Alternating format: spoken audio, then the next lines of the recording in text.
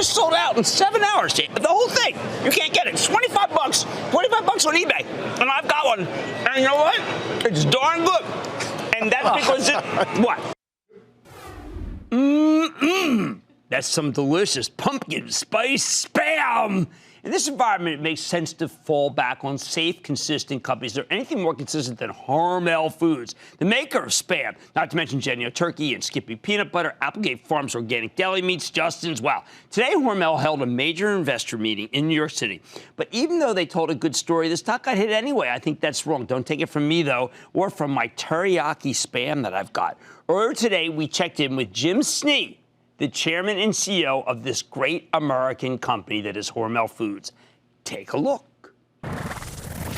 Jim, your company's at a crossroads. It's the fast-forward company, but it also is the historical company. It's brands that I love, like Happy Little Plants, but it's also this brand. And this brand is back, isn't it? Well, the brand never left. Right. Okay, so, from where we sit, Spam is just an iconic brand, and it really is foundation of the company. But the growth is extraordinary. 5 consecutive years of record growth. And how long did it take pumpkin spice Spam to sell out? 7 hours. So when we introduced or announced that we were going to sell it in August, since that time, we've had 1 billion, not a million, 1 billion media impressions, sold out in 7 hours. And now the product is being resold on the internet, 25 bucks a can. It's incredible the response we've got. Wow, I've got gold here. Yeah, absolutely. But this is not the Hormel that people thought. This is a Hormel, obviously. You've always had one of the best dividend records, one of the great growth records. But we don't think about your company as forward enough to be able to have a pumpkin spice or to have what I think may be the best of all of these burgers. Yeah. Well, for us, it's really about this, we call it a food journey. Right, and so when you go back in our history, it was about iconic brands like Spam, Mary Kitchen Hash, and then we evolved into non-meat proteins with Skippy, but then really getting into some purpose-driven brands like Applegate and Justin's. And so this big initiative for us is food forward. We are a food company. We're incredibly proud to be a food company. And we know that there's going to be this constant evolution, and we need to be ahead of it because the consumer is changing faster than they ever have. Now, the Applegate move, initially people felt you paid a lot. I haven't known Applegate from when it started, but Applegate is still the purest in the supermarket, isn't it? Oh, yeah, absolutely. So it's the leading brand in the organic and natural space. What we've done with it, though, because of our distinct capabilities, we've taken it out of just retail. We've moved it into the food service space. And so it's now connecting with colleges and universities and connecting with an even younger consumer who's going to set it up for a successful future. Well, let's talk about colleges, universities, and millennials. The brand Justin's is a brand that resonates, even on your website. This is a company that I think is kind of, I don't know, by my generation, new age, but it's doing well. It is. It's doing well, and it really was an extension of this, what we call nut butter platform. Right. So we had Skippy. Justin's was a natural extension, and it gave us another great platform for innovation. Innovation is a lifeblood to our company. We did it with Skippy, and we've done it with Justin's. I was surprised that ideation to market the fastest of the consumer packaged goods companies. Yeah, we're really fast. And a great example, you mentioned it a little while ago, Happy Little Plants. So, everybody knows what's happening with plant-based proteins. That was a trend that we saw coming. Right. We had actually partnered with another company, and then when the IPO market hit, that partner said, you know what, we want to try and go it alone. So instead of buying, we had to build, and we put our team in motion, and we got it from ideation to market in 8 to 10 weeks. Absolutely incredible. Now, your company has driven Dividend Aristocrat, has done so much for shareholders, and yet here's beyond meat is beyond belief when I think about it. The valuation of just buried in your company of Happy Little Plants, and really the best of this, of the organic protein base, versus a company that really has, you would say, a loaded with chemicals burger. How can the Wall Street, how can the people at home justify what Hormel's price is versus Beyond?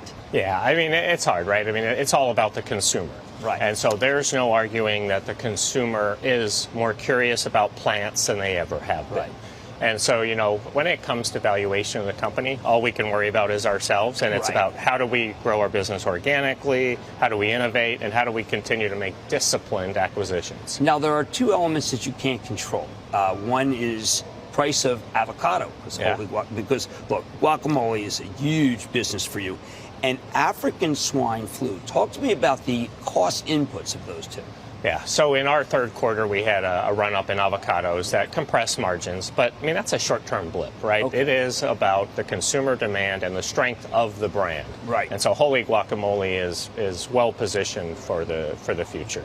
From African swine fever, that's going to be a pork supply disruption. And again, it's going to have an impact at some point in time. Markets haven't run up. But that's a short-term thing, right? That short-term margin compression. Right. The longer-term story is about the health of the brand, the health of the business.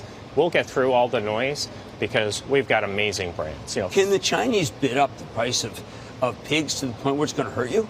Well, it'll have an impact in terms of the short term, right? They're obviously large consumers of pork. And as that demand from China ramps up, it'll have an impact on the supply. But the way we think about it is it's short term, and we've been through this before, right? We know how to navigate pricing. We know how to manage our supply. And so as we think about it over the long term, we're going to be just fine. You've gotten out of just the center of the store. Not that your center store's done poorly. Again, amazing. Yeah. But you're talking about deli counter as being a major growth area. How did that stagnant area become a growth area? Well, again, it's the consumer. So 2 years ago, we made the acquisition of Columbus Craft Meats, a West Coast brand. It's one of the leading deli companies. And for us, it became a catalyst. So we had all this fragmented businesses focused on the deli. This allowed us to bring them all together in one unified front, because the consumer is shopping the perimeter of the store, the deli, different than they ever have before. So they're going there for entertainment. They're going there for grab-and-go snacks. They're now going there for dinner, right? The prepared food section, it's no longer just roasted chicken and mac and cheese. These are culinary-themed offerings in prepared foods. The beauty of it for us is we have an incredible food service business that can help retailers capitalize on that trend. You and all the discussion we've had are a food company. Absolutely. You haven't lost the desire to be a food company. All through the years, everyone on the consumer packaged goods side seems to run from it. Why are you running to it? Because food has a way of connecting people like nothing else in our society. And it's all about good quality food. So we actually have termed ourselves a global branded food company. Right. Not CPG, not an ag company, global branded food company. It's all about the food. It's all about the brands. And we do want to become more global. Now, it would seem to me that you've got more runway to be global than almost all of the multi-billion-dollar food companies I follow. Is this your chance to do it? Yeah, and we have been doing it. It's just, it hasn't accelerated as quickly as we like. We've got a good business in China that's focused on the China market. 2 years ago, we made a small investment in Brazil to learn about that market. The business is doing well, and we're getting the learnings to have a platform approach to the business. But there's going to be other opportunities for us to become even more global over time. Okay, now in the last few minutes that we have, your company is a company that identifies with something we've been identifying with on Mad Money, and it's a bit of a new pivot for us. We call it impact per share. Your corporate and social responsibility. Social has always been at the forefront. Tell us some of the things that you're doing to make things better in the world. Yeah, and I mentioned it earlier, we call it our food journey, right? And there's really 3 pillars. It's making sure that we take care of our people, because none of this happens without our people, and our partners, incredibly important to our business. Making sure that we take care of the communities by having great sustainability goals, but giving back to the communities where we live and work. And then through this whole food platform, creating products that improve the lives of consumers. It could be for a health benefit, it could be for a craving, right? A lot of different reasons, but as you think about our portfolio, it's broad, it's deep, and it's improving the lives of consumers. And so those 3 pillars on our food journey, that's where we're making a difference. And then finally, a dividend. Our people like a continual dividend stream. People may not know how committed you and the 48% of the company that's owned by the Hormel Foundation, which allows you to do a lot of experimentation, is deeply committed to the dividend, even though you're trying to do new different things. Yeah, absolutely. I mean, you mentioned we're a dividend aristocrat, double-digit increases for double-digit years, and we are incredibly fortunate to have the Hormel Foundation, 48%. And their focus is three things: to preserve the independence of the company, which gives us that longer-term view, to provide for the Hormel heirs, and then to give back to the community where we're based. And so we are so uncommon in that we're based in a town of 23,000 people, a $9.5 billion company in Austin, Minnesota. And so having that foundation, we say it's the greatest gift we ever got from the Hormel family. And it's something that obviously, you mentioned plant-based there.